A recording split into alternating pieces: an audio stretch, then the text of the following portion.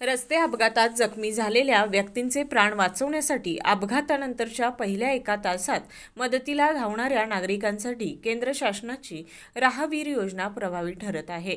या योजनेअंतर्गत अपघातग्रस्तांना तातडीने रुग्णालयात पोहोचवणाऱ्या व्यक्तीस आर्थिक सन्मान देण्यात येणार आहे। भारत सरकार यांच्या या उपक्रमामुळे समाजात मानवतेची भावना बळकट होणार आहे।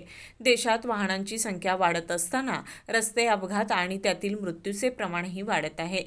अपघातानंतरचा पहिला एक तास म्हणजे सुवर्ण तास। या काळात योग्य वैद्यकीय उपचार मिळाल्यास मृत्यू टाळण्याची शक्यता अधिक असते। त्यामुळे नागरिकांनी निर्भयपणे अपघातग्रस्तांच्या मदतीस पुढे यावे, हा या योजनेचा उद्देश आहे। योजनेनुसार मोटार वाहन अपघातातील गंभीर जखमी व्यक्तीस एका तासाच्या आत रुग्णालयात दाखल करून जीव वाचवण्यास मदत करणारी व्यक्ती राहवीर ठरेल। प्रत्येक अशा घटनेसाठी राहवीरास 25,000 रुपये आर्थिक पुरस्कार आणि प्रशस्तीपत्र दिले जाणार आहे। एका अपघातात एकापेक्षा अधिक पीडितांचे प्राण वाचवल्यास 25,000 रुपये दिले जातील, तर एका पीडितेसाठी अनेक राहवीर असल्यास ही रक्कम समान वाटपाने देण्यात येईल।